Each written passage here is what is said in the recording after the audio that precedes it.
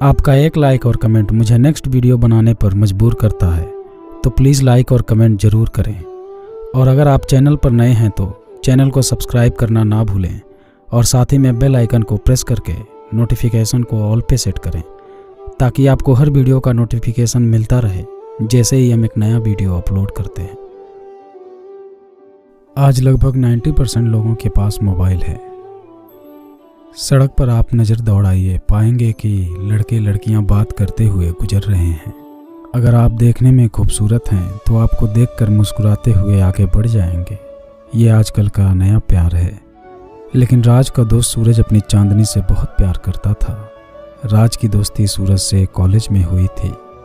वो सभी से अच्छे से बात करता, सभी को हंसाने का प्रयास भी करता, लेकिन पता नहीं क्यों वो राज को सबसे ज़्यादा प्यार और विश्वास करता था। खैर, आज वो अपनी गर्लफ्रेंड को राज से मिलवाने ले जा रहा था। उसने अपनी गर्लफ्रेंड को अच्छी तरह से रेडी होकर आने को कहा। राज जब चांदनी को देखा तो देखता ही रह गया। उसके मुंह से शब्द निकला, अति सुंदर। उन्होंने नजरें झुकाकर एक खूबसूरत सी स्माइल बिखेर दी। सूरज राज को गले लगाते हुए अपनी गर्लफ्रेंड से कहा, कैसा लगा मेरा राज? गर्लफ्रेंड बोली, अच्छे हैं। सूरज बोला, अच्छा है तभी तो मेरी जान है। अगर तुम पसंद नहीं आती तो हम दोनों की इकट्ठी हो जाती। राज बोला, नहीं यार, ये तो बहुत खूबसूरत है। इसके बाद वो तीनों अक्सर मिलने लगे। हमेशा हंसी का माहौल बना रहता, मस्ती तो बहुत होती। एक दिन सूरज का फ़ोन आया राज को। सूरज बोला, चांद से मेरा झगड़ा हो गया है। देखना राज फ़ोन नहीं उठा रही है, तो कहना वो तेरी बात बहुत मानती है, प्लीज़ राज। 24 घंटे हो गए हैं उसकी आवाज़ सुने बिना, प्लीज़। राज बोला, ठीक है, लाइन पर रहो, मैं कॉन्फ्रेंस करता हूँ। हेलो चांद। वो बोली, हाँ राज। राज बोला, सूरज से कुछ झगड़ा हुआ है क्या? चांद बोली, नहीं तो। फिर सूरज बोला, तो मेरा फ़ोन क्यों नहीं उठा रही हो? चांद बोली, आपने हमारी बात नहीं मानी इसलिए। अब आपको जो अच्छा लगे वो कीजिए, मैं फ़ोन रख रही हूँ। राज बोला, दो प्यार करने वाले छोटी छोटी बातों पर गुस्सा करोगे तो कैसे चलेगा? फिर चांद बोली, राज उन्होंने मुझसे झूठ बोला है। तभी सूरज बोला, मैंने? फिर राज बोला, एक मिनट, आज शाम हम लोग पार्क में मिलते हैं। चांद बोली, मैं नहीं आ सकती, मेरे पास टाइम नहीं है। राज बोला, अगर आप मेरी थोड़ी भी बात मानती हो तो आप वहाँ जरूर आएंगे। उन्होंने ओके कहकर फ़ोन रख दिया। पार्क में जाकर पता चला कि झगड़ा राज की वजह से ही हो रही थी। राज के अंदर 2-3 कमियां हैं, जिसके वजह से उसके बहुत ही कम फ्रेंड हैं, लेकिन जो हैं बहुत अच्छे हैं। राज की पहली कमी, वो झूठ नहीं बोल पाता था, और दूसरी, वो नशा करने में दोस्तों का साथ नहीं दे पाता था।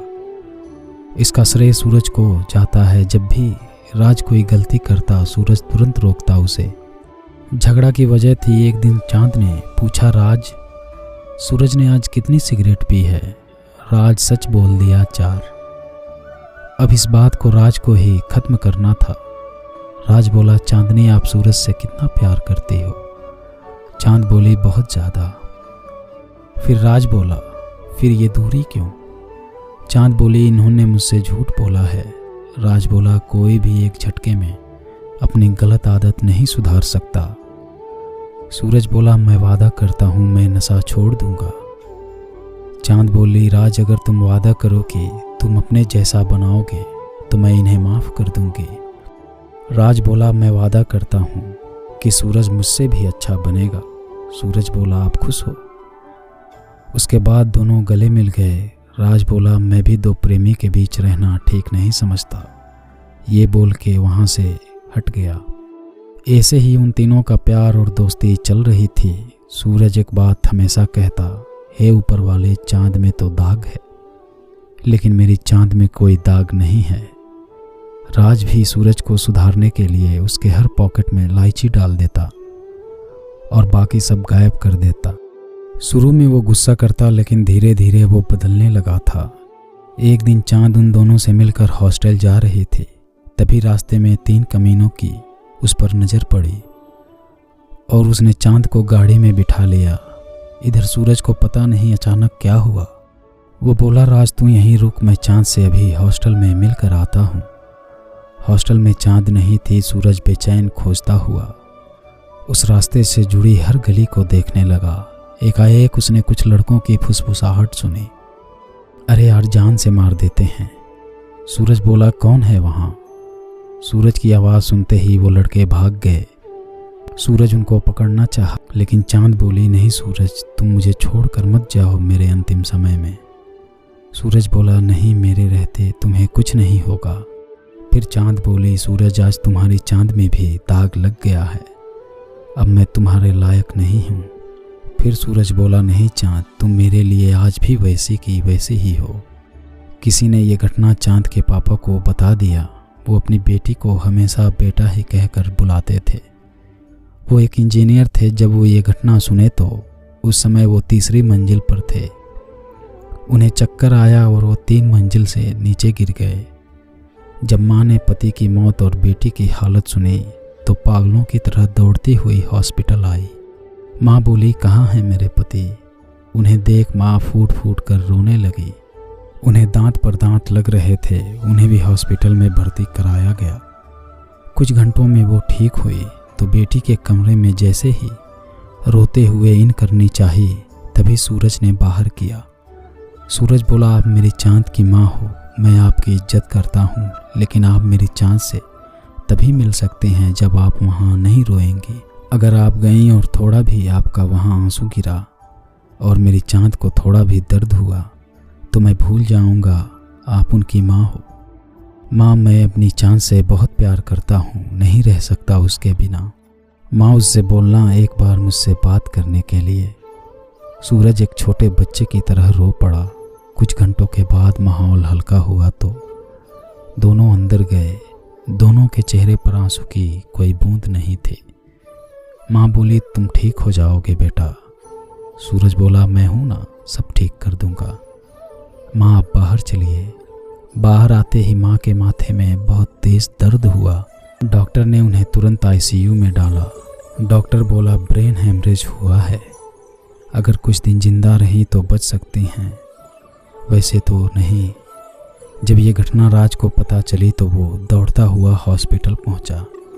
सूरज बोला, अब तू आ गया है ना, तू तो मेरी जान है। राज, तू सब ठीक कर देगा। तेरी हर बात चांद मानती है, उससे बोलना मुझसे बात करे। दरवाजे के पास जाते ही राज के पैर रुक गए। चांद ऊपर देख रही थी, शरीर में कोई हलचल नहीं। नर्स सुई दे रही थी लेकिन दर्द का कोई एहसास नहीं था। राज की आंखों से आंसू निकल गए। उसमें हिम्मत नहीं थी कि वो नजरें मिला सके। सूरज उसे बाहर छोड़ अंदर चला गया। सूरज बोला, देख राज आया है तुझसे मिलने, तू उससे पूछ ले, मैं कोई नशा नहीं करता। तुझे विश्वास है ना राज पर? चांद ने अपने आंखों को दरवाजे की तरफ घुमाई। सूरज बोला, वो अभी बाहर है, वो नाराज है तुमसे, कहता है तुम जल्दी ठीक हो जाओ, पढ़ाई करके अच्छे मार्क्स लाना है। चांद ने इशारे से पास बुलाया, फिर गले मिलने का इशारा किया। 1 घंटे हो गए लेकिन दोनों एक दूसरे पर झुके रहे। राज दौड़कर अंदर गया लेकिन बहुत देर हो गई थी। दोनों छोड़कर दूर चले गए थे, पता नहीं कैसे। सूरज इकलौता बेटा था। बहुत पूजा पाठ के बाद उसका जन्म हुआ था। जब पिता ने बेटे की लाश देखी तो उन्हें हार्ट अटैक आ गया। पति और जवान बेटे की हालत देख सूरज की माँ पागल हो गई और राज एक जिंदा लाश बन गया था, जिसकी आंखें खुली थी लेकिन सांस नहीं चल रही थी। अगर आपकी भी ऐसी कोई लव स्टोरी है तो आप हमें इंस्टाग्राम पर भेज सकते हैं, लिंक डिस्क्रिप्शन में है। उम्मीद करता हूँ आपको ये कहानी पसंद आई होगी। अगर आपको ये कहानी पसंद आई हो तो वीडियो को लाइक, शेयर और हमारे चैनल को सब्सक्राइब जरूर कीजिए।